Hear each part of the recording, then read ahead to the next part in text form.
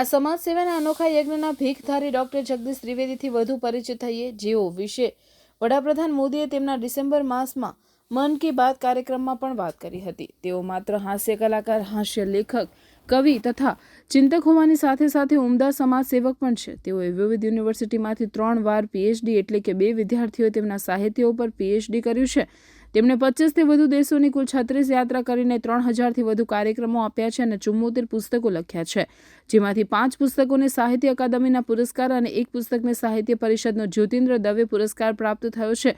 જો કે ગૌરવ લેવા જેવી બાબતો એ છે કે 12 ઓક્ટોબર 2017ના રોજ જીવનના 50 વર્ષ પૂર્ણ થયા બાદ પોતાના તમામ કાર્યક્રમની સંપૂર્ણ આવક તેઓ આરોગ્ય અને શિક્ષણ ક્ષેત્રે દાન કરે છે, જેઓ વહીવટી ખર્ચ પણ લેતા નથી. છેલ્લા 6 વર્ષમાં એમણે 11 સરકારી શાળાઓ, 7 સાર્વજનિક પુસ્તકાલય, 1 બાળ આરોગ્ય સેવા કેન્દ્ર મળીને કુલ 19 જેટલી ઇમારતો બનાવીને દાનમાં આપી હોવાનું તેઓએ ભરૂચ ખાતે જણાવવા સાથે અત્યાર સુધીમાં 9 કરોડ 35 લાખ જેટલું માતબર દાન કર્યું છે અને અનોખી સેવા તેઓ શરીર સાથે આપે ત્યાં સુધી ચાલુ રાખવાનું કહ્યું હતું. ડોક્ટર જગદીશ ત્રિવેદીની આ સેવાકીય પ્રવૃત્તિ અન્યો માટે પણ પ્રેરણારૂપ બની રહે તેમ ઈચ્છવું રહ્યું.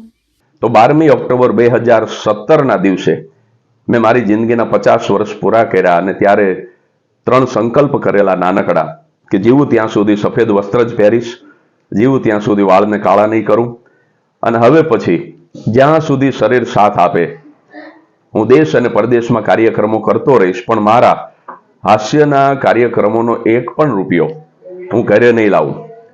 અને ઈશ્વરની કૃપા તો જુઓ કે 8 જ વર્ષની અંદર હું 11 સરકારી શાળાઓ બનાવી, પાયામાંથી જ આખી શાળાનું નિર્માણ કરી અને 11 શાળા હું સરકારને દાનમાં આપી શક્યો.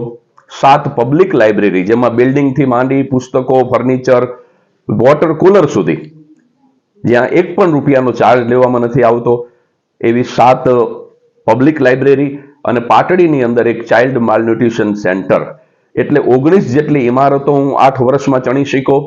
ઘણા બધા જરૂરિયાતમંદ દર્દીઓના કેમોથેરાપી, ઓપરેશન, દવાના બિલ, ઘણા બધા જરૂરિયાતમંદ વિદ્યાર્થીઓની ફી, ટૂંકમાં આ બધું જ મળી અને અત્યારનો જો આંકડો આપું, 25મી ફેબ્રુઆરી 2024 સુધીનો આંકડો આપું તો 9 કરોડ અને 35 લાખ રૂપિયા હું હાસ્યના કાર્યક્રમો કરી દેશ અને પરદેશમાં હું આરોગ્ય અને શિક્ષણમાં આપી શક્યો.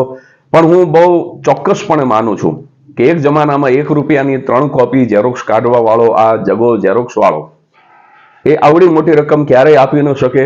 આ મહાદેવની મારા ઉપર કૃપા થઈ કે એમણે મને નિમિત્ત બનાવ્યો અને મારો મનોરથ તો 11 કરોડનો હતો, પણ હમણાં જ જે પદ્મશ્રી પુરસ્કાર જાહેર થયો પછી મારી સેવા કરવાની ભાવના હવે બમણી થઈ છે અને હવે આ આંકડો 21 ઊભો રહે કે 31 ઊભો રહે એ તો ભવિષ્યની ગોદમાં છે. પણ આ ચેનલના દર્શકોને હું વચન આપું છું કે હું જીવું ત્યાં સુધી, જ્યાં સુધી મારું શરીર સાથ આપે ત્યાં સુધી હું આરોગ્ય અને શિક્ષણમાં આ રીતે સેવા કરતો રહીશ. વંદે માતરમ. ભારત માતા કી જય.